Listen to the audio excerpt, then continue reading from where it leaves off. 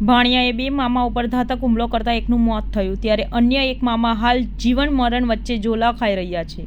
હાલ પોલીસે આ મામલે વધુ કાર્યવાહી હાથ ધરી છે, જેમાં મળતી માહિતી પ્રમાણે ભાવનગર જિલ્લાના નસીદપુર ગામ ખાતે 50 વર્ષીય મનસુખભાઈ જસમતભાઈ વાઘેલા પરિવાર સાથે રહેતા હતા.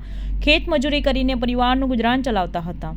તેમના 45 વર્ષીય નાનાભાઈ બાબુભાઈ વાઘેલાની દીકરીને તેમની જ બહેનનો દીકરો વિશાલ 20 દિવસ પહેલા ભગાવીને લઈ ગયો હતો. ત્યારબાદ દીકરીને પરત લઈ આવ્યા હતા અને 8 દિવસમાં દીકરીના અન્ય જગ્યાએ લગ્ન કરાવી દીધા હતા. દીકરીના લગ્નના 7 દિવસમાં જ વિશાલ ફરી મામાની દીકરીને ભગાવીને સુરત લઈ ગયો હતો. મનસુખભાઈ અને બાબુભાઈને જાણ થતાં દીકરા વિક્રમ સાથે ભાવનગરથી ગતરોજ સુરત આવ્યા હતા. વિશાલ અને તેમની દીકરી પુણાગામ વિસ્તારમાં આવેલી નીલગિરીમાં હોવાની જાણ થઈ હતી. ત્યારબાદ મનસુખભાઈ અને બાબુભાઈ બંને નીલગિરી ઝુંપડપટ્ટી પાસે પહોંચ્યા હતા અને વિશાલને તેમની દીકરી અંગે પૂછ્યું હતું. વિશાલ સહિત 7 જેટલા લોકોએ મનસુખભાઈ, બાબુભાઈ અને તેમના દીકરા વિક્રમ પર હથોડા સહિતના હથિયારો સાથે હુમલો કરી દીધો હતો. મનસુખભાઈના શરીર પર એટલા ઘા મારવામાં આવ્યા હતા કે તેનો ચહેરો પર ઓળખી શકાયો તેમ ન હતો, જ્યારે બાબુભાઈને પણ માથાના પર ગંભીર ઈજાઓ કરવામાં આવી હતી. મનસુખભાઈનું ઘટના સ્થળે મોત નીપજ્યું હતું.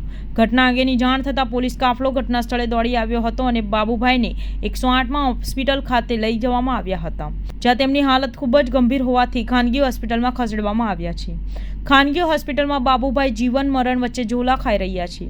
હાલ પોલીસે આ મામલે વધુ કાર્યવાહી હાથ ધરી છે. મૃતક મનસુખભાઈના પુત્ર રાજેશ વાઘેલાએ જણાવ્યું હતું કે ભાણિયાએ જ 2 મામા પર હુમલો કર્યો હતો અને એક મામાને મોતને ઘાટ ઉતારી દીધો હતો. અમારી દીકરીનો પણ કોઈ અતોપતો નથી. આરોપીઓને ફાંસીની સજા થવી જોઈએ. તેને કડકમાં કડક સજા આપી અમને ન્યાય મળવો જોઈએ. જી સાહેબ, મારું નામ રાજેશ મનસુખભાઈ વાઘેલા. ગામ ઘટના બની હતી. ઘટનામાં તો એવું છે કે 20 દિવસ પહેલાં મારા કાકા બાબુ છે ને એની છોકરી આ લોકો ભગાડી આવ્યા હતા સામેવાળા, જે વનરાજ માઠું છે, પ્રકાશ માઠું છે, વિશાલ માઠું છે ને એક હાર્દિક માઠું કરીને છે અને દેવલબેન માઠુભાઈ છે, સારોલિયા. ગામ એમનું છે થોરાળી, તાલુકો છે શિહોર અને જિલ્લો ભાવનગર.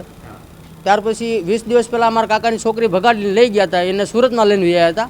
પછી આ લોકો અહીંયા સુરતમાં એને ખબર પડી એટલે આ લોકો છોકરીને પાછી લઈ ગયા. પાછી લઈ ગયા પછી છોકરીને તાત્કાલિક 7 થી 8 દિવસમાં બીજે પરણાવી દીધી.